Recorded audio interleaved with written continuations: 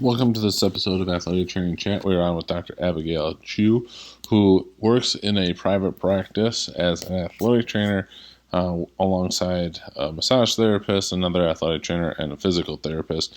We really get into the details of what her day looks like and how this job came to be, especially right out of her DAT. It really gives a unique insight on the entrepreneurial side and some of the things she has to do in order to maximize her patient load as much as she possibly can in this setting.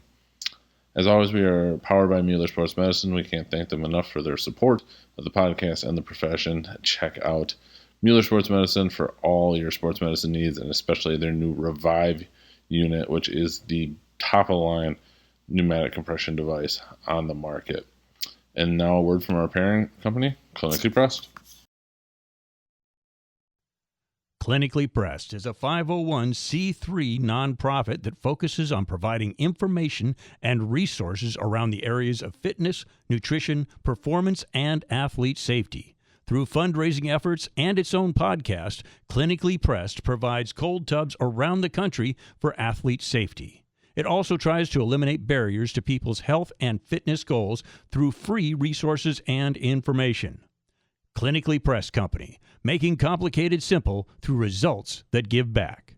Find out more at clinicallypressed.org.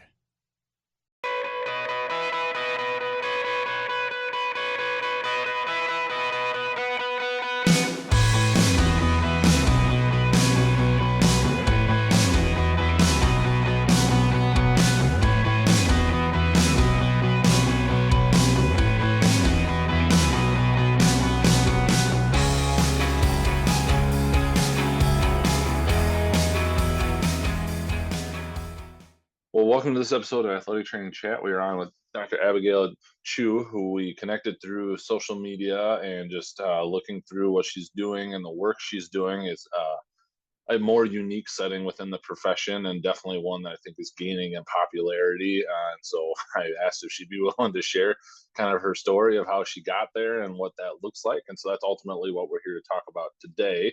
But before we get into all of that, I'll turn it over to you to kind of fill in your background and how you got to where you are, and then we'll jump in. Yeah, so I'm originally from Indiana. I went to undergrad at Purdue University. I was the second to last year that they still allowed bachelor's programs to go through the process of becoming an athletic trainer and take your BOC certification exam. So I did that, and then right after, I ended up applying to Indiana State University's Doctorate of Athletic Training program. So I went straight from the undergrad program into the doctorate program. That was a 2-year process, and I recently graduated with my doctorate here in this past May.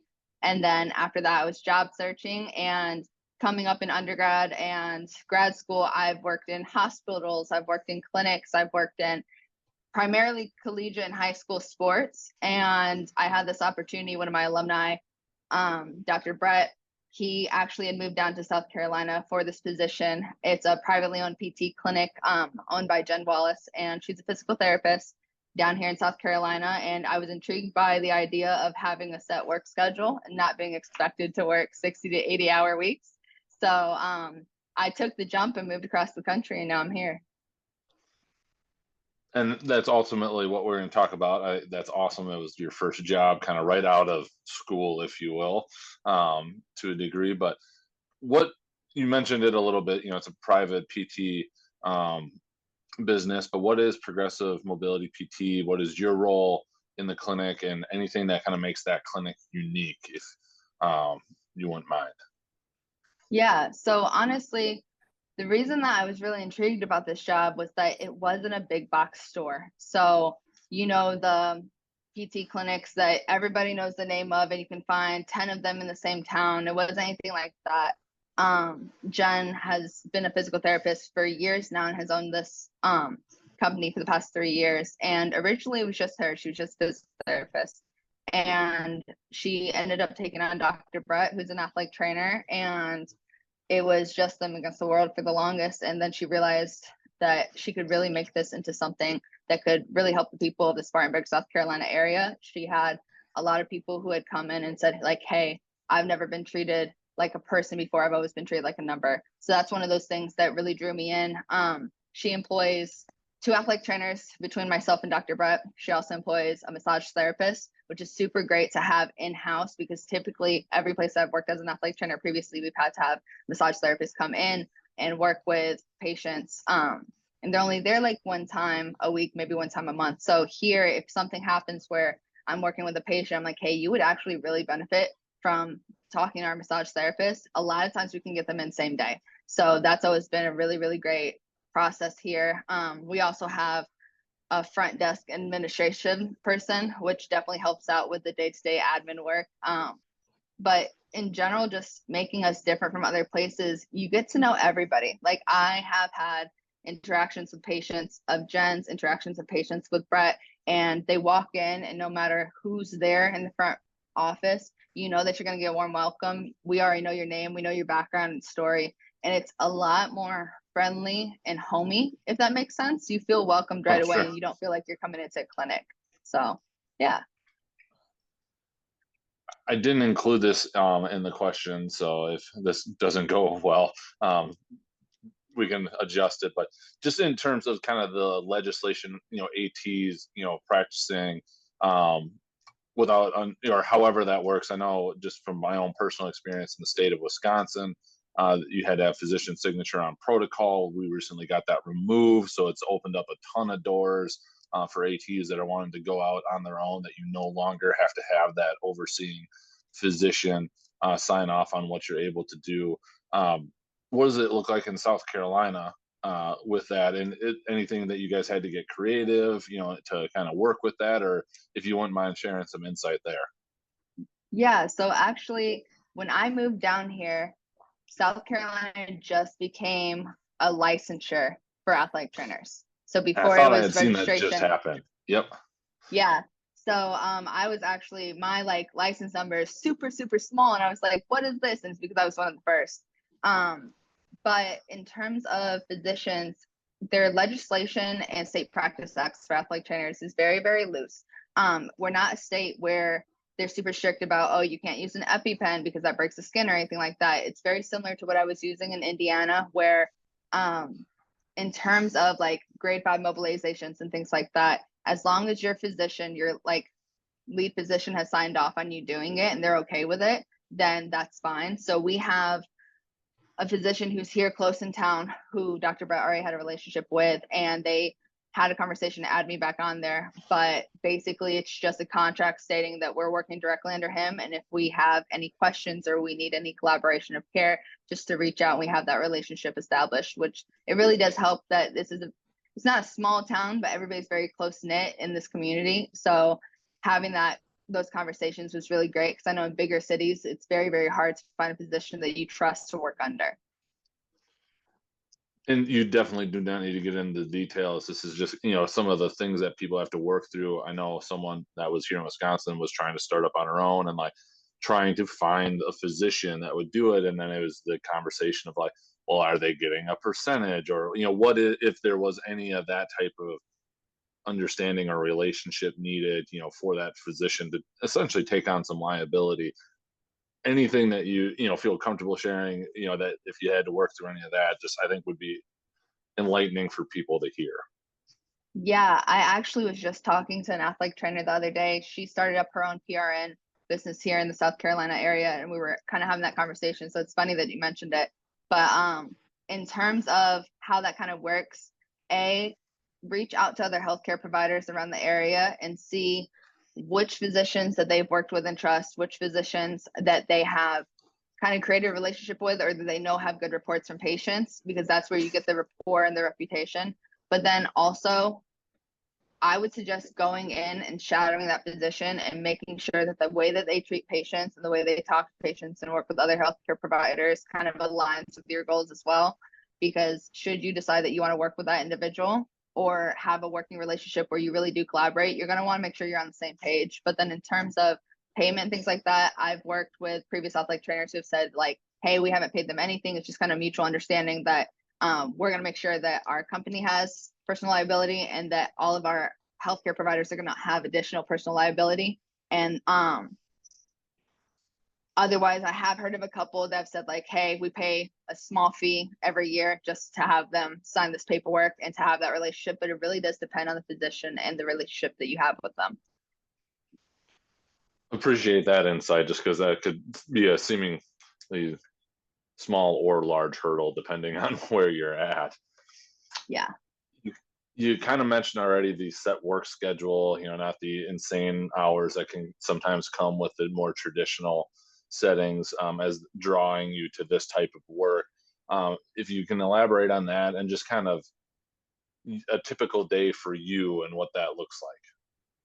Yeah. So actually, given that I've been here for about 100 days. So I've passed my 90-day trial period, is what I like to joke about, but I'm starting to really get established now. So at first, when you're first getting started, your schedule may be kind of everywhere because you're trying to get patients on your schedule. So your schedule really does look like whatever time you can get people on your schedule. Now I have pretty much regulars. So I know that typically I'm coming in anywhere between 9 a.m. to 10:30, and then I'll stay, depending on the day, until like maybe 5 p.m. at the latest 7. But on days where I'm staying till 7, I come in a lot later. So that's been kind of the biggest win of this job, is that I'm not expected to be here at 4:30 a.m. for conditioning and then stay all day for treatments and practices and then do post practice treatments and games that are here till 10 p.m.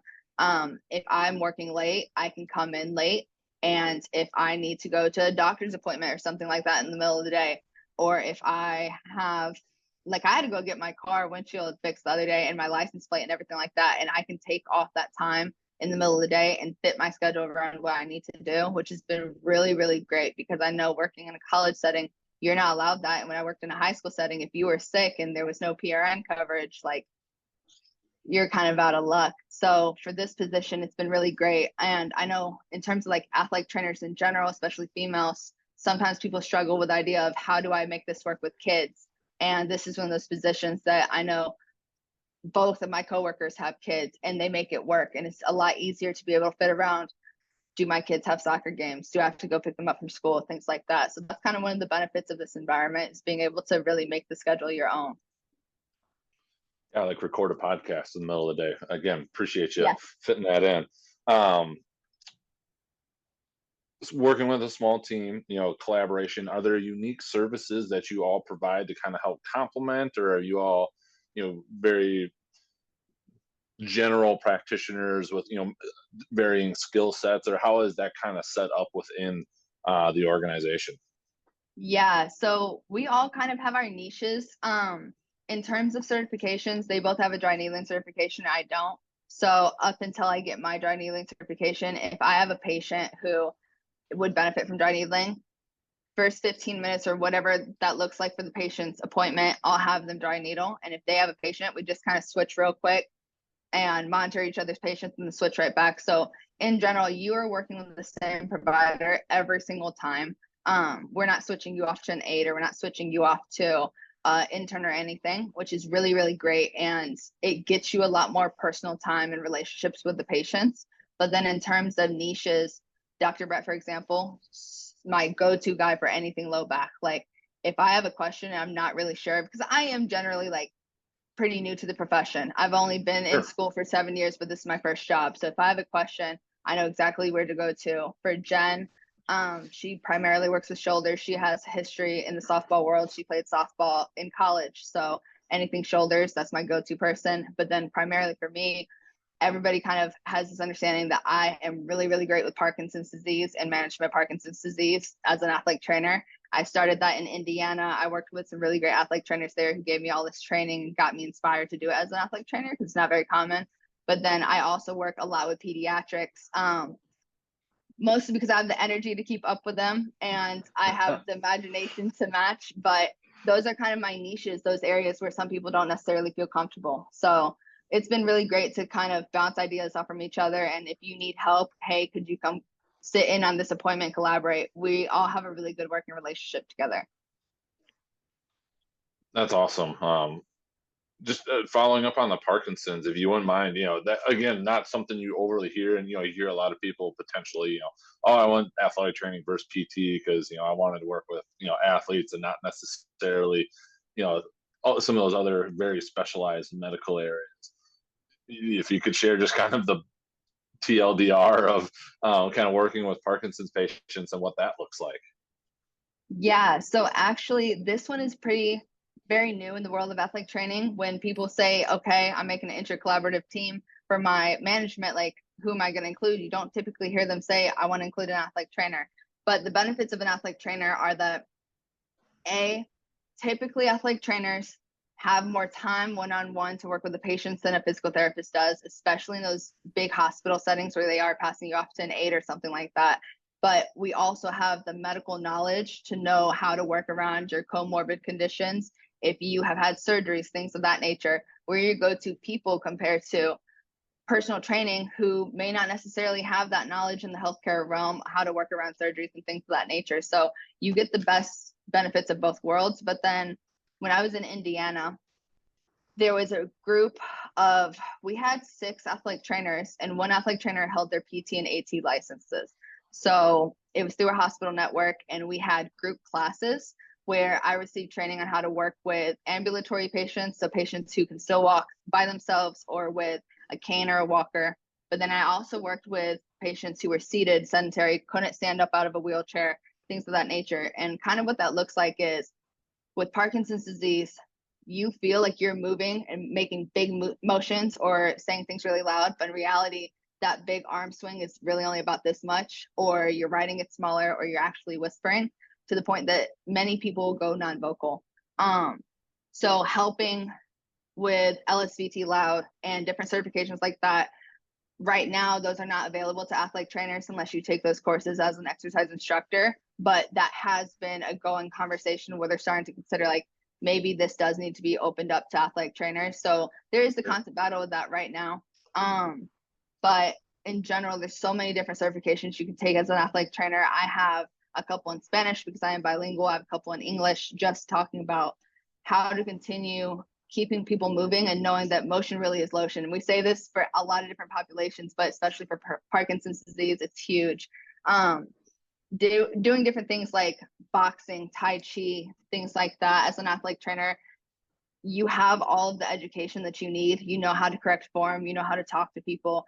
As long as you have the support behind you from whoever employs you and really create a network to help support individuals around you. I know here there's a really great network starting up of just different healthcare professionals creating supportive collaboration for patients with Parkinson's, but then also their caregivers. So if you think about lifting techniques, deadlift, squatting, things like that, for those patients who can't get out of a wheelchair by themselves, you have to help the caregiver know how to save themselves, not hurt themselves, but also not hurt their loved ones when they're transferring them from bed to the wheelchair or wheelchair to the car. So there's a lot of different avenues that you can work as an athletic trainer within Parkinson's management.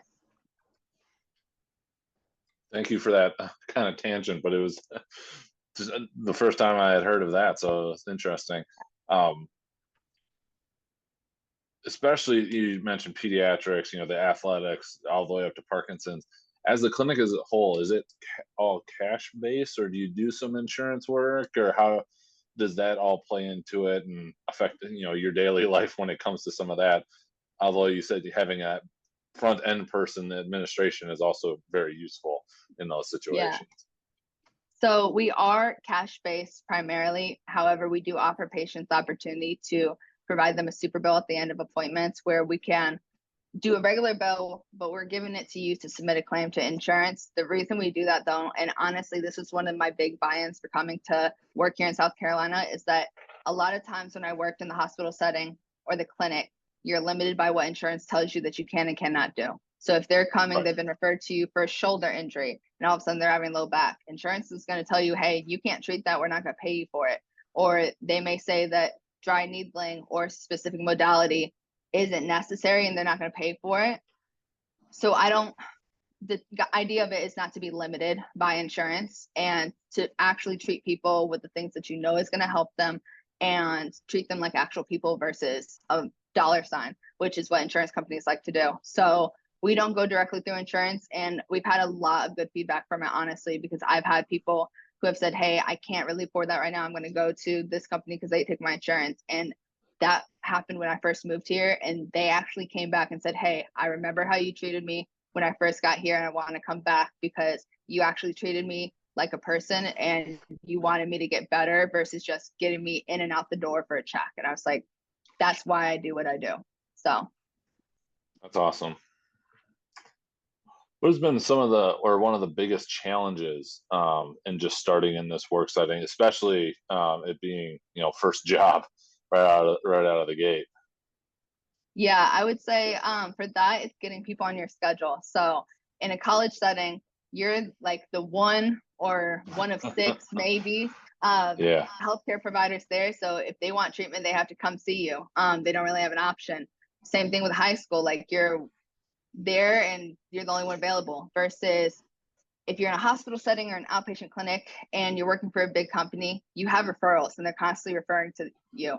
Here, it's very much, it's word of mouth. If somebody has come and seen us, or if somebody's worked with us as a business partner or something, then we'll get referrals that way. We go out into the community, and we're honestly really involved in the community. We go out to CrossFit events, we go out to Olympic lifting. We're involved in a lot of different areas where people see your name. They're like, hey, I liked how they treated me. Let me go check them out. We do a lot of meet the doc events. We actually have one. We had one this past 2 weeks ago at a bar where it was called Tips and Taps. And so you can go and drink and then ask us questions about, hey, this ache and pain is bothering me. What would you suggest? And we get referrals that way. But that one really does ebb and flow. You don't have a constant intake. So that would be the biggest struggle coming in as a new person, is just how to get people on your schedule and feel busy, because athletic trainers, we're always busy. So the moment you're not, you don't really know what to do with yourself. I understand that. It does get better if people, depending on like the setting you're working in, the downtime can be really good. Yeah. Especially if you've got a bunch of side things to do. Oh yeah. You mentioned you just got past 100 days. Anything you would, if you could go back before you started that you wish you would have known, what would that be? Yeah, this is actually one that I've been really thankful for for Physiopedia. They actually had a free certification training on this, and it's still available. But it's AI training and how to use AI as a healthcare provider. So in this line of work, a lot of what I do is also social media. It's how I get referrals and it's how I can get patient education out. We have a YouTube channel where we're making all of our own exercise videos with our tips, tricks, and cues. And we do a lot of social media. So when I was first starting, I had no idea where to start. And ChatGPT was my best friend, because I asked ChatGPT, like, what should I include in this? How do I make it health literacy level of the population around me? Because coming out of a doctor program, you're using all these big words and people are staring at you like, what are you talking about? So having some idea how to use AI and use it for your benefit, how to make work just easier in general and make it more time efficient. That was one thing that I wish I had known my first week versus maybe like last month, 2 months ago, and getting training on that. So that would be my best advice. I like that. For somebody that is potentially interested in this, either coming out as a new grad, or maybe looking to make that career change, whether it's reaching out to someone or maybe starting their own thing, what advice or guidance would you give them? So if you're wanting to come work in this environment, what I would say is reach out to people. A lot of small business clinics that are privately owned have social media. I didn't realize how many people in this area had them until I started working here. So finding them on social media, reaching out and just asking to have a phone call or to meet up for coffee or to come in and shadow people. You would do it for a doctor's office if you were wanting to go work as a clinic PT or AT. So you can do the same thing here. But then if you're trying to build a business from it, you will want to find somebody who also started a business. And that was the conversation I had. I'd mentioned this friend earlier. She started her AT/PRN company and didn't realize the amount of work that goes into it, because you're also a businesswoman. And I believe that my boss would agree, is that when you're starting your own business, you have to balance being a businesswoman, but also a healthcare provider. So that's things that a lot of us don't consider or think about, like admin stuff, billing, insurance, liability, payroll, accounting, all that stuff. Like that's all her. But if I were to start a business, that's things that you would want to start getting training for and talking to the right people about. Good advice. Yeah, it's a hard balance of when you're starting up something, because you feel like you might get lost in like the fun, if there is a fun thing, of the social media, but then you haven't looked at all the other not so fun things, the business back end, the taxes, the just keeping your books up to date to make sure that you actually know what you're doing. Like, it's easy to get lost in some of those things. Oh, yeah. Anything else that you wanted to talk about or cover around, working in this setting, and specifically in your role, before we jump to the AT chat questions? Honestly, I would just say that make sure that you love what you do and have the personality to talk to people, because in this setting, your entire role really depends on being able to talk to people and being able to not only know your value as a healthcare provider, but to show other people that you have value as a healthcare provider. Because in those settings where you have all these people that have to come to you, they really don't have a choice if they want care. But now people have a choice. And if they don't believe that you know what you're doing, that you trust what you're doing, or they don't feel that trust, they're not going to follow up with you. So knowing that you know what you're doing and having self-confidence, it's going to show and it's going to exude out to other people. That would be my best advice. I like that. AT chat questions. Where do you see athletic training going in the next 5 to 10 years? Yeah. So for this one, I know I'd mentioned to you previously just about my research in the doctorate program. And yep. I've looked at the trends, and I've done a long time of reading the research. And I know that a lot of people are starting to advocate for us as a profession and are trying to speak up. But I'm in the group of people who have the mindset of it's one thing to speak up and another thing to make action and do things for yourself and for the profession. So with where we're at right now, I could see athletic training staying in the same spot that it is now. And the burnout trends are only in the positives, they're not in the negatives. And from the research, until employers start realizing why retention is not where it needs to be and start actually acting and changing some of their policies, nothing's going to change. So. And I don't feel like it would take a whole lot. It doesn't. We just seem to refuse to acknowledge that, because from all the different sides. But yeah, I totally understand you there. Well, you kind of asked a bunch of advice questions already, but I'll give one more to you.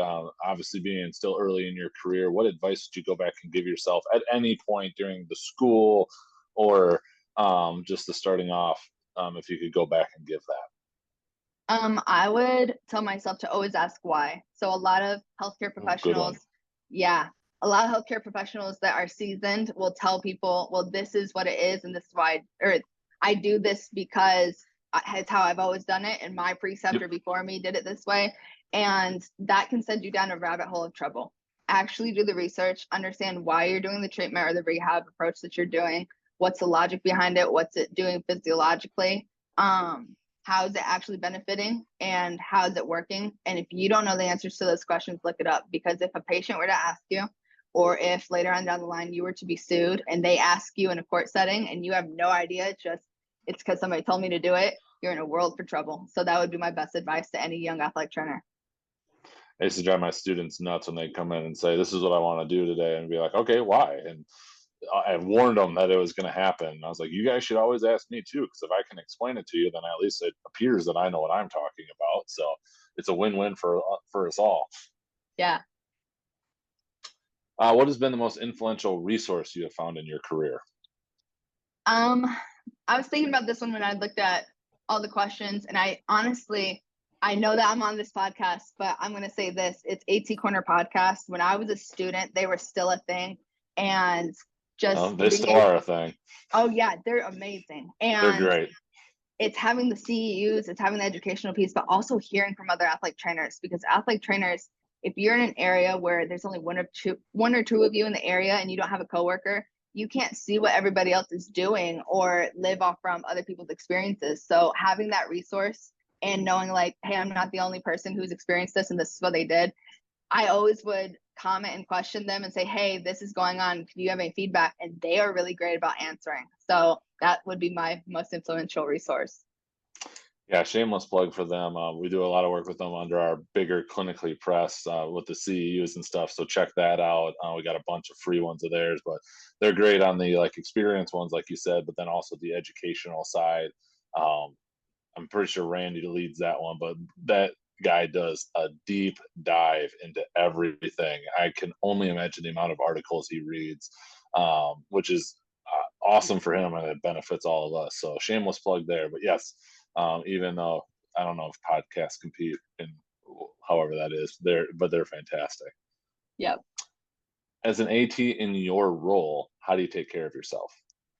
So for me, it's maintaining boundaries. And I honestly think it helped that I'm new to the profession. I did my doctorate research in what I did my doctorate research in, because listening to all these different athletic trainers that I interviewed who were telling me about their struggles and their advice to me as a young individual, I took a lot of that to heart. And the main thing that they told me is establish your values, establish your boundaries.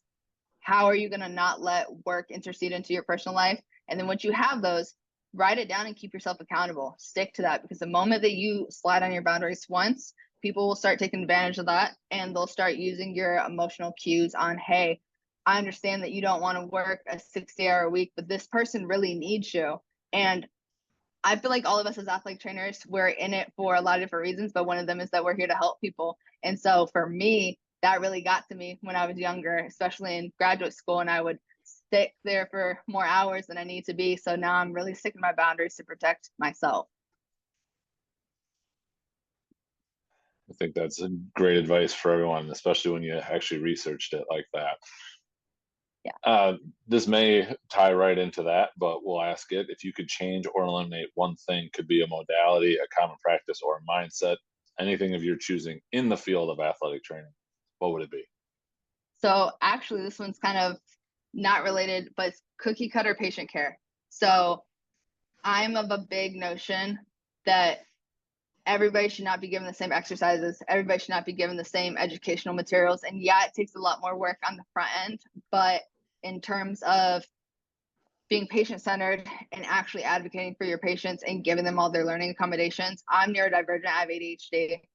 And the way that I have learned throughout the years is not the same way that other people learn. So making sure that you're aware of, you may have a patient who is autistic or has Tourette's or is dyslexic, and you're handing them a paper of this font, and your dyslexic individual can't read it because the font is too fancy, and they're struggling to read it. They're struggling to do the exercises, and then they actually don't do the exercises, and you get mad at them like, why aren't you doing your exercises? It's because I spent 2 hours trying to read this paper with the directions and I didn't understand it. That would be a really great opportunity to actually do a video voiceover and make sure the captions are added on there, because sometimes YouTube puts captions on there, but they're not necessarily correct. So if you have somebody who is hard of hearing or deaf, or if they're trying to read this font and they can't read it, same issue applies. So really making sure that healthcare providers in general, athlete training or not, really look at the patient and realize that they are a person and they have different needs, and they're not the same person that you saw an hour ago or tomorrow. Such an important point. Final AT chat question. What does being an athletic trainer mean to you? For me, it's being an advocate for people who feel like they don't have a voice or feel like they have a voice but are never listened to. I've worked with people, whether it's a kid who is trying to speak up to a parent and they're not listening, or whether it's a group of kids out of college who have a coach who is mentally abusive or doesn't listen to them or overtrains them or whatever it is, and being that person that they can go to and say, hey, I've tried to speak up, or I don't feel like I can speak up, but I need help. And being that person, that's everything to me. It's why I stay in this profession. I love that. That's fantastic. In closing, you had thrown it in there, and since we've got a little bit extra time, it is such a big topic. And since it's not like he had done this research, years and decades ago, and you've referenced it a couple times. Your doctoral research on burnout and athletic training. If you could just go into what you found, you mentioned how it's impacted you, and then really any suggestions that you'd have based on what you found. Yeah. So for anybody listening, it's not yet published yet. So if you want, find me on social media. I know we'll talk about that later, but reach out. I'd love to talk to you about it because I put in a lot of work with my partner and I'd love to share my results. Basically what we did was that we talked to 35 different athletic trainers all over the country, and it didn't matter what setting you were in. We had settings of college, we had military, we had all different settings. And overall, the grand scheme of things said that our participants indicated that they really didn't want to leave athletic training or the profession in general. So whether that's healthcare or athletic training, because we looked at their organization and the grand scheme of things, but the reasons that they cited were the important part for me.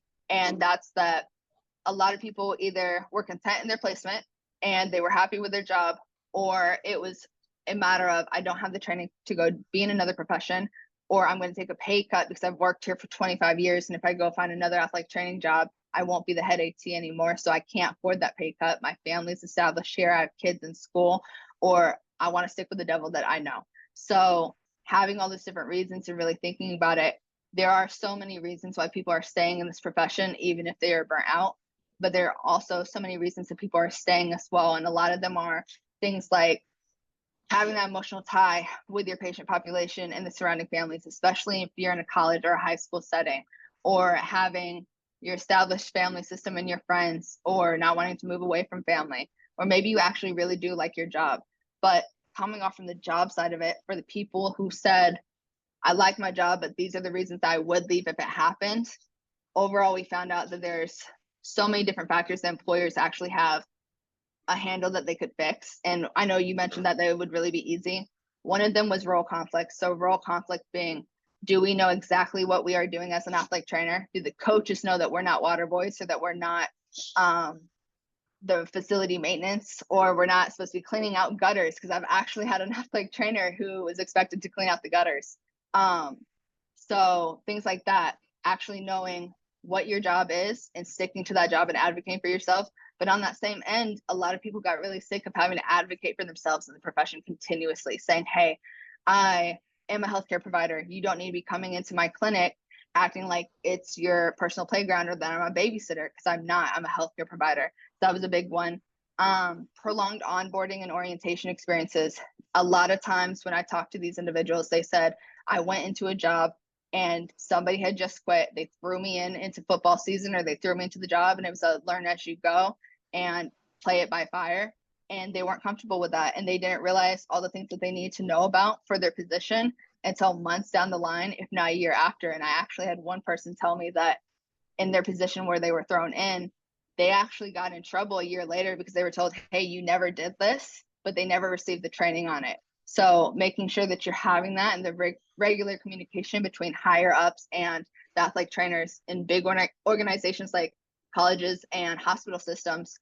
Typically you work with your direct manager or your director of sports medicine, but you never talk to the administration or the athletic director. Have those regular communication strategies, because if you're a figment of their imagination, if they know that they've tried to communicate issues with you, but the message is never getting to you, there's built up frustration with that. Having the communication, but even mentorship with other athletic trainers. A lot of athletic trainers will go straight out of college and work at a high school setting where they are miles from any other athletic trainer. They were just thrown into it with over 100 kids, and they have no idea what to do, and they feel like they're drinking out of a water fountain or like a fire hose. So having that mentorship opportunity was huge. But then one of the biggest ones that came up was workload via compensation. In those positions where you are one or two athletic trainers with a patient to provider ratio of 1 to 300, the biggest issue was that they were not compensated for the amount of hours that it took, because people look at you and they're like, oh, you're there for practice, you're there for game coverage, but they don't see all the admin parts. You're doing inventory, you're ordering items, you're making sure that you're creating plan of care. You may have to make videos, you may have to type this up. All the documentation that it takes, especially after concussion testing or functional testing and using clinician rated outcome measures, it takes time. And a lot of people don't see all of that back work and how much it actually matters that we are compensated fairly. So that was a huge one, was that a lot of individuals said, I'm not being compensated for the level that I'm at. and the education that I have, the continuous certifications that I have, and the amount of work that I put into. So those are some big ones that I know came out of the research. And again, I'd love to have a chat with anybody who's interested. Yeah, it's huge and such a big thing, and there's so many little aspects that go into it. I haven't done any research on it, but I'm like on this like concept of with versus for, and like athletic trainers, especially in the traditional setting, kind of taking that back of like, okay, first off, what is your org structure?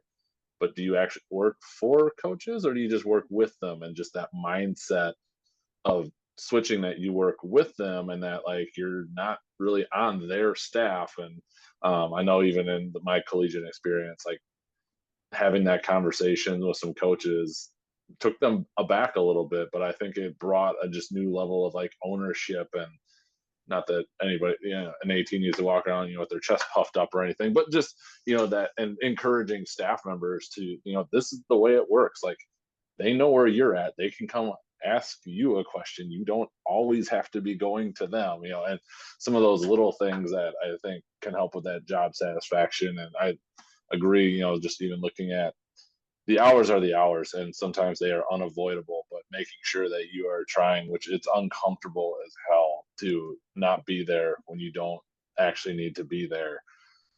But if you can push through it, I would say the vast majority of the time, it turns out to be okay.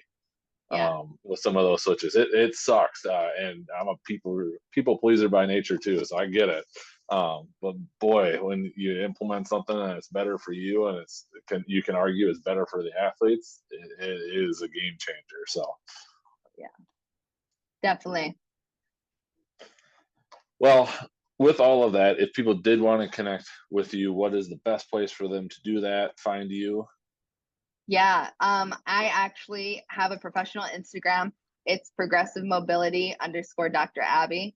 If you look up progressive mobility, we'll actually all pop up. So we all have progressive mobility in the beginning. So you'll find my boss, you'll find Dr. Bright, you'll find Gracie, our massage therapist. We have all types of information on our pages. So if you're really interested in what we have, go take a look. And we always answer our DMs. Awesome. Well, thank you for taking the time and using the flexibility in your schedule to reschedule at least once for me. I appreciate it. I don't have as much flexibility with our clinic schedule, but it is much appreciated, and I look forward to maybe a follow-up in the future once you've been established for a couple of years.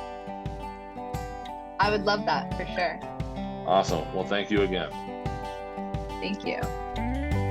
Thank you for listening to this episode. We hope you got some unique insight into the entrepreneurial side of athletic training and going out on your own. A lot of things changing with athletic training licensure, especially in the state of Wisconsin, where we've been able to remove physician signature from your practice protocol. And so that opens up all kinds of options of not needing a physician in order to actually go out on your own and do your thing. In terms of what you can do within your scope. So hopefully this gave you a bunch of different ideas. Reach out to Dr. Chu if you need to get more ideas, and we hope to see more of this in the future. If you're also doing something entrepreneurial in AT, let us know. We'd love to hear from you. Thank you for listening, and we'll catch you next episode.